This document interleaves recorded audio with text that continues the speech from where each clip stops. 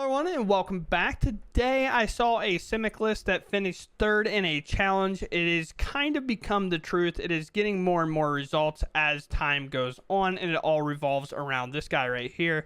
At the beginning of combat on your turn, put X11 counters on each creature you control, where X is this creature's power. We have a lot of things that make maps, whether it's the Spyglass Siren or Sentinel of the Nameless City, so we can get a lot of maps to make this a bit bigger early. Or if we have this card in play, we can then play land, growing it to 3, buffing our board a lot quicker. And then we have Enduring Curiosity, kind of an all-star in blue-black, to be able to do kind of the same role here, as each one of our cards is a lot more valuable on their own, especially with how large the maps can make each creature. With that said, I don't have a whole lot of time to do any more explaining than that. I got the Apex Con this weekend to run, paper tournaments, so that's pretty cool. So if you want to check that out, we'll be live streaming on Twitch under Apex Gaming MTG, I think. So that'll be all day Saturday and Sunday. Modern will be one of those days, so if you probably don't want to watch the VV Invitational, it is what it is right now. So with all that said and done, let's go ahead and dive into the game. Yeah, I mean, yes, correct, right? Like, we have to keep that, right? Obviously, Land War Elves would be great, but like, how did you not keep the sand, I think? You want me to crack my map, target their creature? That'd be pretty funny. Let's do this, because if this hits a counter, that'd be huge. It does. Sentinel's pretty awesome as well as like a play. I'm going to fight this. Obviously, they could have traded, but there's no way they do that, I don't think. And I'd much rather just get the damage in and kind of make this a threat, especially with this on retainer. Because then now, right, they shock. There's a little bit of pressure. They stab that, sure. Another Siren, which is fine. Now we go Sentinel. Then we can jam this. And hope it's good. Especially if our Sentinel lives. I have a good feeling that it's probably going to live. The rest does literally nothing against our hand right now. Do I just wait? Or do I just jam this now? When does it do it? At the beginning of combat on our turn? There's like no pause. I'm jamming it. Could be a counter spell. But shoot the sheriff there, not on this guy? I feel like this is a... Sure. Go for it. My hand is dead air. Sure.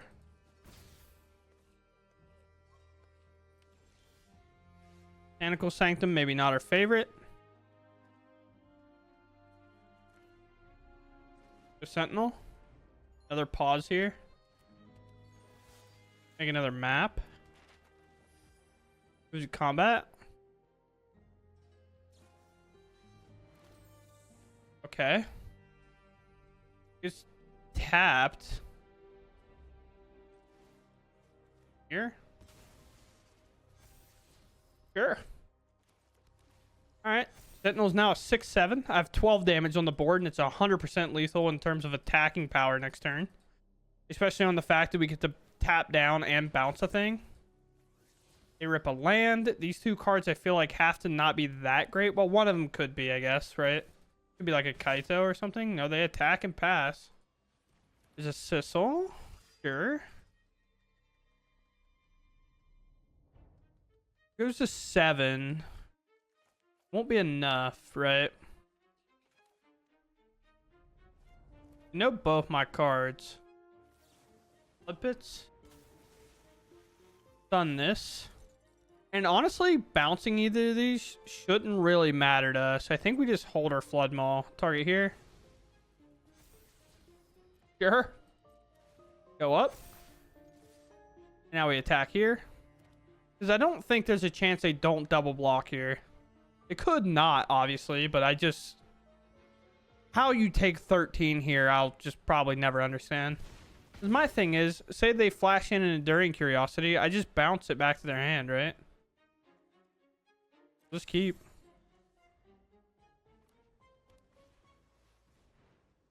Uh-huh.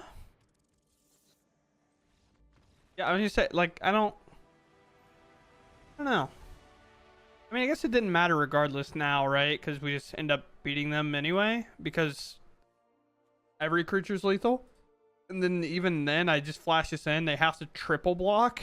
Like, it just does not work out that well. Opponent first. Good card. We got the 2 green for it. Also, this is active on turn 2, which is obviously nice. We can go Siren into the Genomorph, which seems good. We have 1-drop, 2-drop protection. Pretty good. Play here. Obviously, a map comes in. We'll see kind of what they go through. The pass here. Combat. I guess. Like, perfectly fine with that, because now I have a better creature to block it. Sentinel would probably be best draws since we found all the lands that we need. Sure. I'm not, like, upset with that draw by any means. Let's tap this, target here. That can probably go. I just don't think it's necessarily the card we're looking for here, and then we'll, like, pass turn. Now, obviously, a Kaido could come in here, but that's where a card like this is going to be so good. Sure. And then they'll only have 1 mana, then every one of our creatures is going to get increasingly larger. Sure. Most likely this is drawing here. Bet you didn't expect to see me here. Real 2, yeah.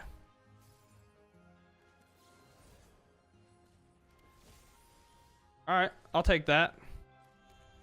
Gives me good value. Here's this. We'll take out Kaito, because that seems good. And now we're looking pretty great. This is also not a legendary creature, by the way. Have fun looking at this hand. It's not great. It is not a fun hand to look at, that's for sure. During Curiosity taken. The thing about this card that sucks for them, though... How do we keep getting away with this? I think I go for draws, though, here. I understand this is good, but these are going to be so good on their own, right?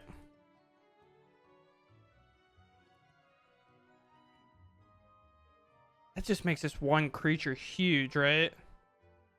But drawing seems more important in this spot. Combat. Here. They're paying the ward there. That's fine. Stop before combat. During Curiosity. I wanted to get the extra growth off of my Curiosity, of course. And now they have to decide if they're blocking, which they do, which gives me another Curiosity back, because I think they're trying to tuck this away, because that's obviously just too good. They shoot the Sheriff here. I still have a great blocker. They're going to tuck this away and pay the ward and just deal with me drawing 2 cards a turn. Sure. But I just don't know how they beat double Curiosity. Of course, like, we'd love to get this online, but I think drawing 2 cards when they have 1 and we now have 3 and they know this card to be good. There's a Bushwhack. We'll just keep the fight a thing out of our way. Especially because we can sacrifice a Sentinel for that.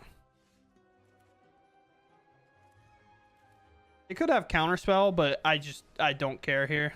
Yeah, I would say I just do not care if they have Counterspell here. Right, because they counter this and then they take 10 and I just draw 2 more cards. I draw 4 cards, actually. Because it's 2 per one that hits. So I hit them to 5 life and then I draw 4.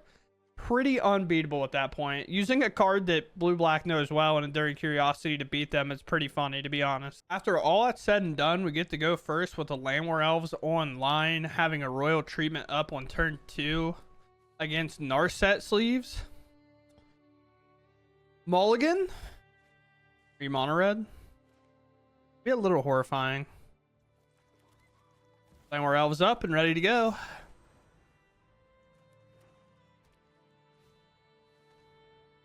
Alright, fair enough.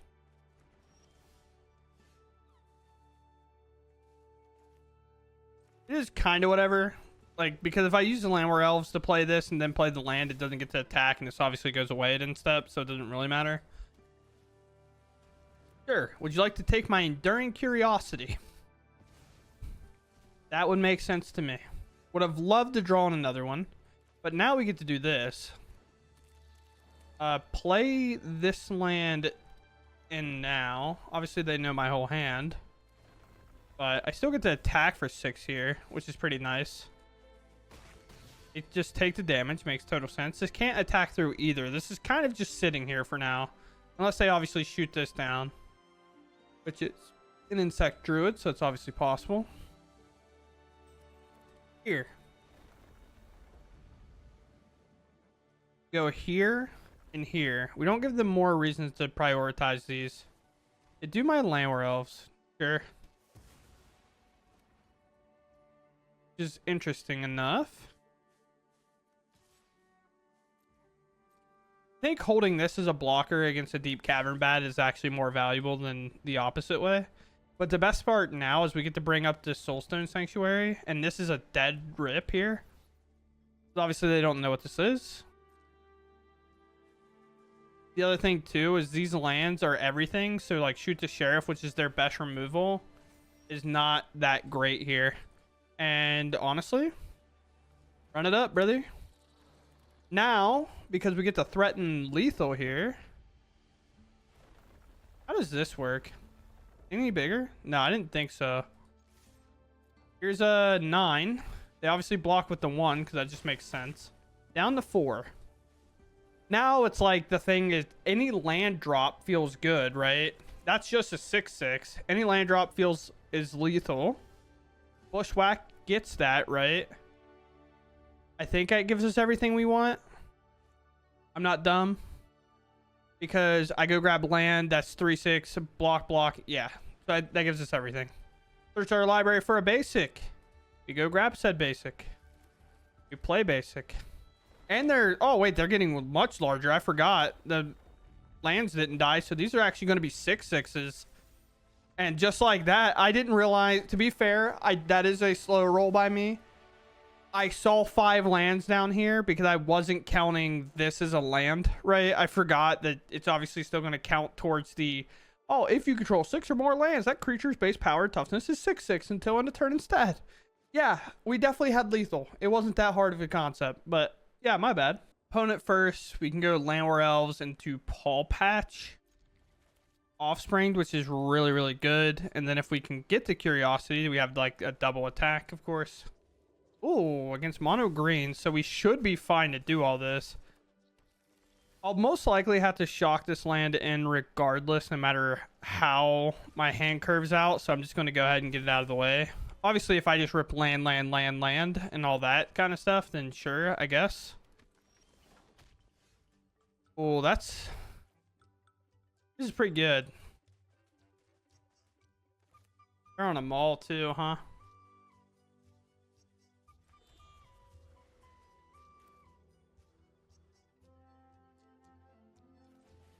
Go here. Then we just pass it up. We're gonna try to use this. I changed my game plan a little, but I feel like it's necessary. Uh-huh.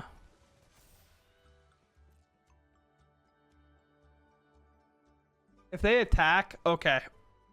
Perfect plan. Double block. Flash this in. Stun this down.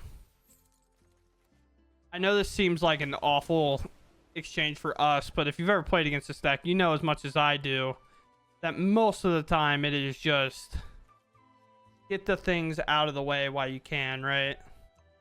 We play land here. We unfortunately just play this Paw Patch Recruit as a one of.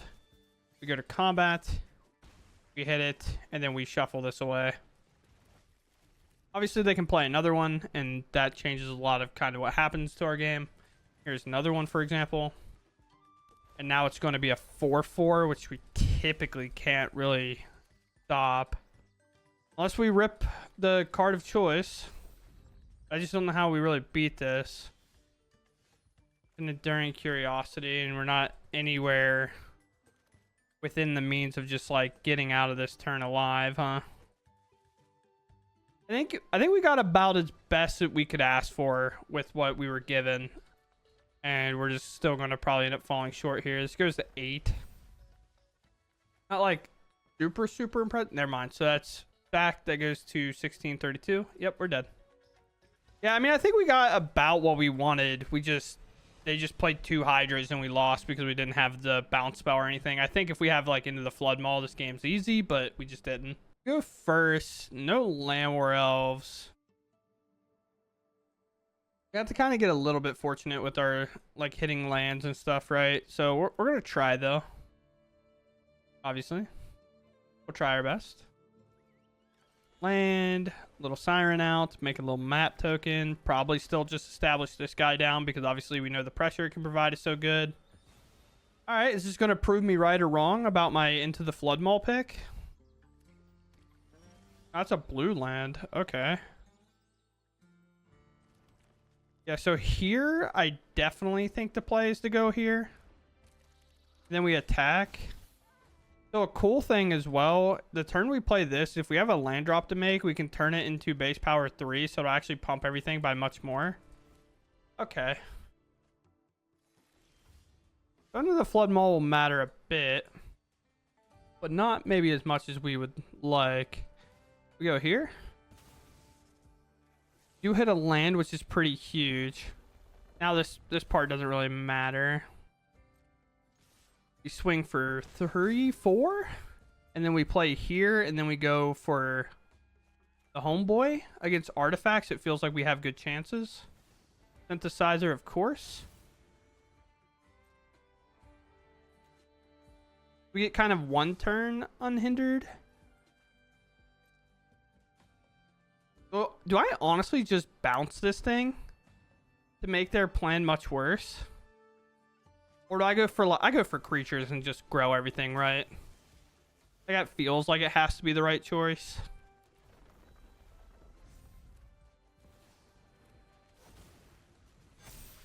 It's like, now it's they have to kill us kind of thing, right?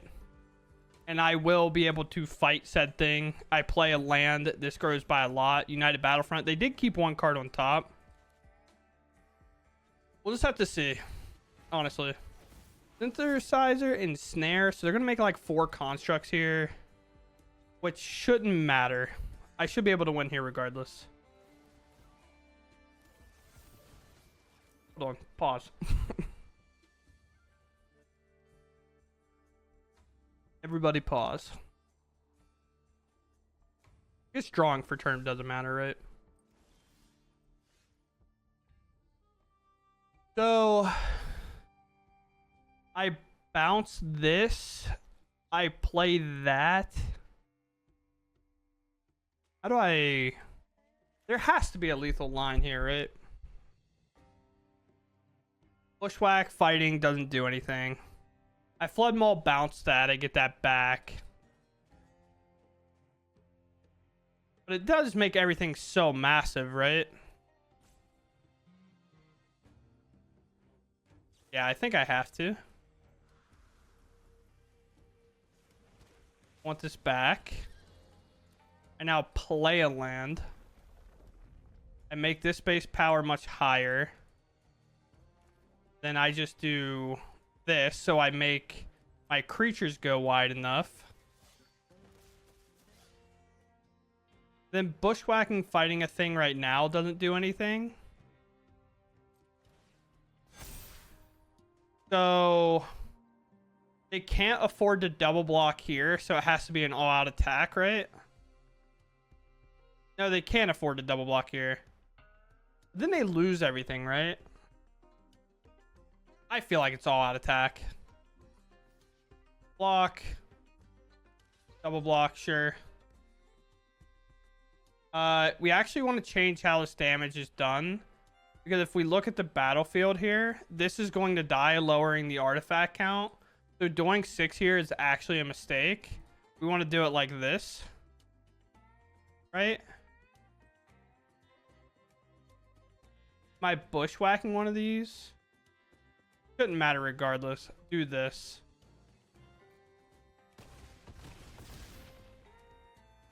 Now you see this only has 1 toughness. And then we just go ahead and say, hey, man, we're going to make this fight here. We're going to reset them. And we're going to try to make sure any flying creature is lethal. So they'll have to have 2 like exile effects for flyers. It's a bit weird. I don't know if I missed lethal there. I could have, I guess, but I'm just not sure. I'm mana short. No. A minute, like, the thing is, even if they fire crystal me there, I don't think I'm dead, right? If they sack one of these, go get fire crystal, they only make 1 more artifact. And then they're 7/7s, right?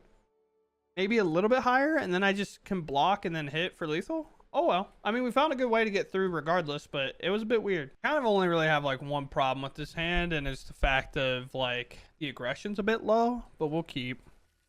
I am just going to go ahead and go find a land here, I think. I know this lowers my chances of technically ripping a land, and I weirdly need to grab an island. I'm pretty blue heavy with this hand. But I do get to go like 2-drop, 3-drop. Against a red matchup. Ooh. I almost just like ran that out. It's like, that's a horrible play. But we do get to play this into maybe a Fear. Higher Claw, sure.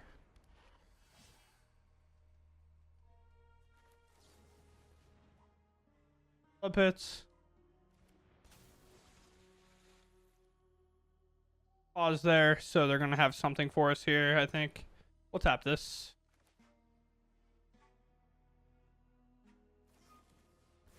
Jock, sure. Spyglass Siren is okay. Witchstalker Frenzy could be played next turn. It's almost weird because I almost feel like playing this is the better play, but I'm gonna go with Sentinel. You know, always, hopefully if we hit the land, we can go Enduring Curiosity and then maybe start drawing some things, go into the Paw Patch, kind of bounce a thing that's like troublesome. Screaming Nemesis here hitting me for 3 is good for them, but not like the best. Does feel like a matchup. If I had the Land War Elves on one, I'd feel a lot better about, because obviously we'd already have this in. So now we have an option. I can block with Sentinel, and then they're assuredly going to kill my Sentinel, right? Like, there's no other way around it, which takes a burn spell away. Or I keep my Sentinel, and it's just a really, really good attacker, and I can do Into the Flood Maw, so no blocks. Not only is it a good attacker, it's like a really good blocker, right? So they would probably pump here and then shock this. This could be entirely a gamble by them. It would not surprise me. Ooh. A little bit short on the land, which is obviously unfortunate. Do I wheel for the land? I think I do. Because worst case, like, we're just finding better stuff, right? And this is also just getting bigger if I don't hit the land. I will let that go, though. I will go for Spyglass Siren. Obviously, I'm going to go for more land here. Or do I just jam the Paw Patch? Paw Patch might be worth playing here. Go to combat.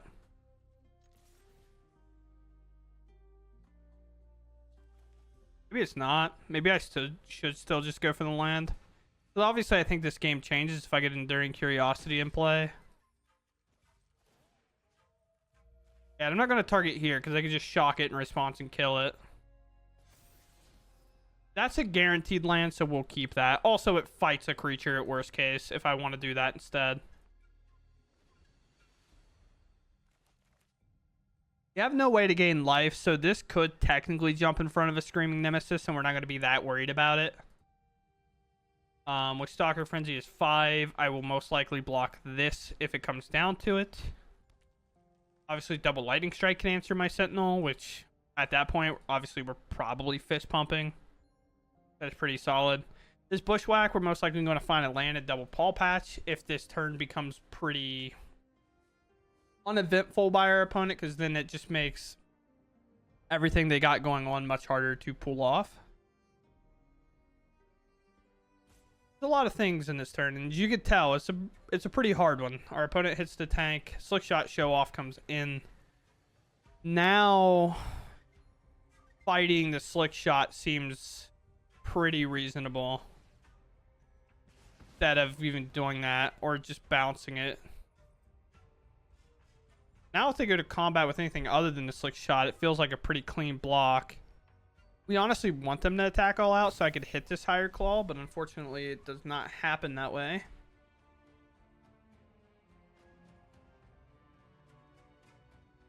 What if? What if? Slick shot's obviously annoying. I can bounce it. I could play this guy too.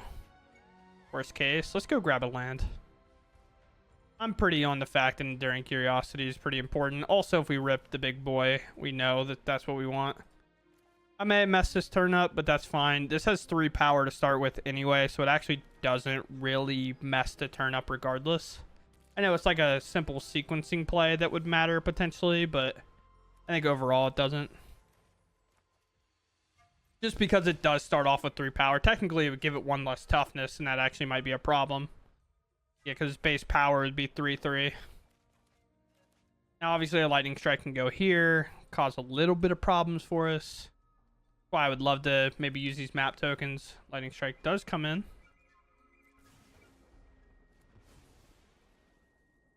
Got my 5/6.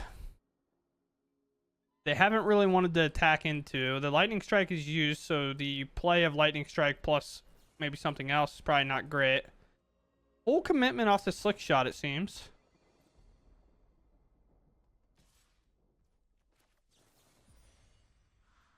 I'd like to return this. And guess what? There's the good draw.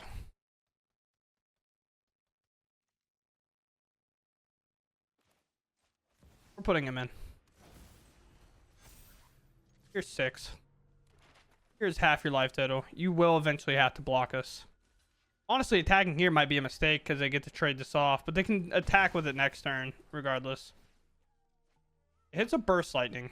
Sure. So we could potentially be dead. Playing a land, I feel way less likely because this can be lightning strike. They could burst lightning my big creature here. It could have killed this with the kicker of burst lightning. That's fine. You should at least cash in the burst lightning, right?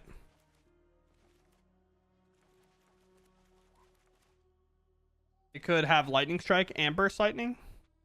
It'll fall just short.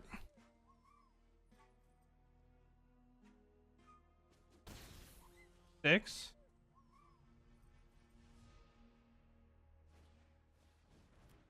For heart, okay. If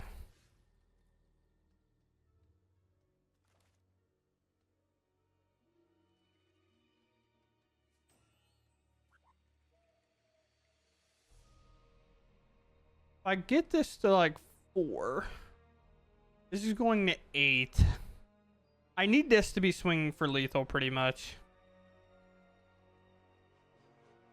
At least I feel like I need it to swing for lethal. Maybe I don't. Maybe the 2 draws is just good enough.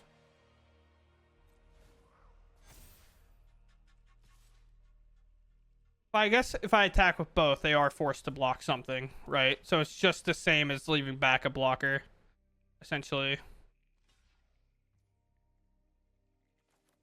Here's Curiosity.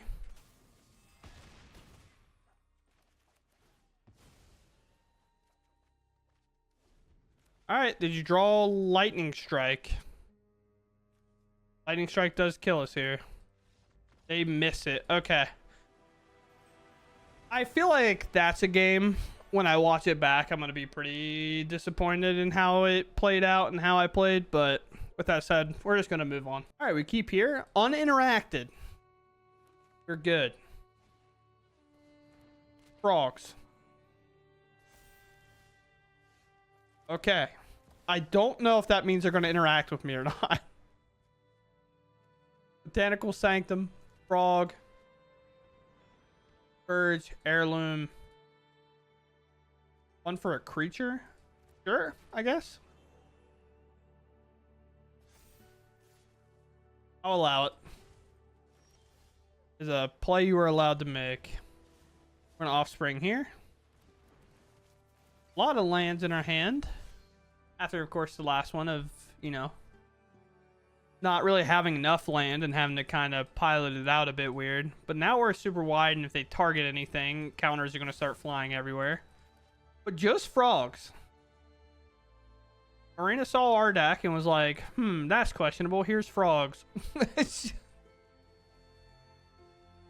the challenges take place on MTGO, right? So they don't really have these resources. Copying that frog seems a bit weird when you could copy the thing that, like, if your stuff gets targeted at all, you get to do things. But who am I to judge? Mockingbird's interesting, though. This deck doesn't actually play it, which is kind of a weird choice. Ward 1?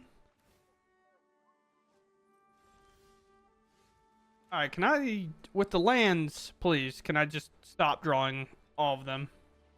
That would be nice.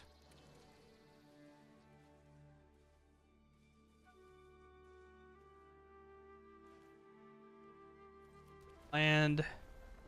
We'll target here. I'll play here. This map, target here. We want to do the flyer because there is... Dude, come on, man. Yeah, you know, that's how it goes. Arena, the last game, I had like 3 to 4 lands at best. And now I have 7. However, if I do draw the 1 card, it's very good here. They should copy this, probably. They're going to copy the same frog. I'm getting memed on. Doesn't it have trample, right? When this creature enters, target creature you control can't be blocked this turn. I mean, I feel like I just take 4. So this gives it trample, right? Like, this should not be happening, but it is. Like, I don't have a bounce spell. I don't have a way to make my creatures more impressive. Yeah, I'm just sitting here staring. Bro! Like, what is going on, dude? It's the only way I lose this game. If literally Arena gives them the win, bro.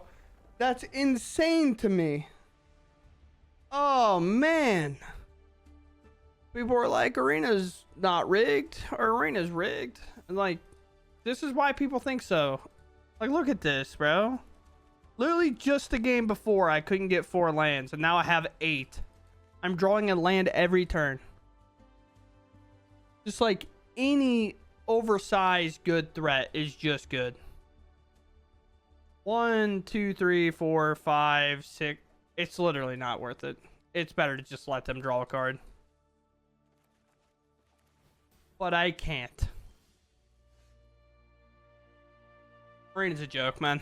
Like, Arena's just a joke, dude. What in the world is going on? All right, we go first. Let's see if Variance turns its ugly head once again and we just get throttled for it. Or not. We'll keep. I'm going to shock in. It's one thing if I lose a Magic game. Losing to strictly Variance tilts me beyond anything. Because it's just like, there's nothing I could have done. I drew that many lands. I know I'm still obviously molding about it, but it's just like, come on, bro. Just let me lose in a skillful game. Don't make me lose because you decide I need to lose a game. All right, Spyglass Siren. All kind of coming up good here. This is a 1/3, so we're going to leave it back. And then here, I feel like the play is still just Paw Patch. And hopefully if we hit this, then great, right? Let's hit for 3. I'm just holding. I don't think the 1 and extra damage is going to change the math all too much as long as I find one of these to come in. I do get to do 2 maps here to find a land. At some point, I might want to do Royal Treatment and keep it up. But we'll see.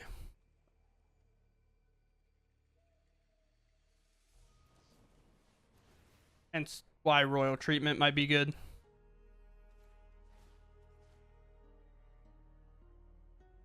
There's some counters around. Would you like to burn something else? If they do, they're going to be really upset. I say, because then I could have saved this with a counter. Now what's your play? Sure. I'll grow the rest of my board pretty well. They're kind of all invested in on this turn. They've used 2 removal spells for creatures. Attack. No blocks by me. Botanical Sanctum. How betrayed I feel.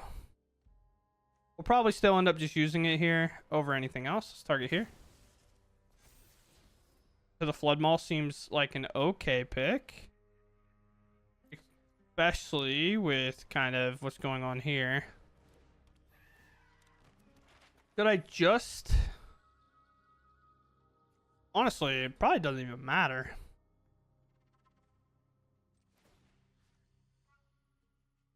I think I just grow stuff across the board here. I throw this away.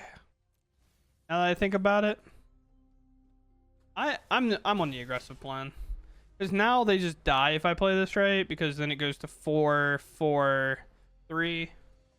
So they have to like kill me here, which is definitely possible. But as we all know, Monstrous Rage is no longer a card that's legal, so it feels a lot less likely. I can also do a thing if I rip an untapped land. This is why I had like a little bit of a change of heart on that, which I probably should have just thought about it a bit more. If I play this and I have an untapped land, I can Royal Treatment this to begin the turn, and then it'll put 2 counters on everything. They hit Witchstalker Frenzy, and they already played a land, so that's basically a dead rip. If they attack and they don't remove anything, they lose. I believe. 1, so it goes to 4. Yeah, they lose. Sweet.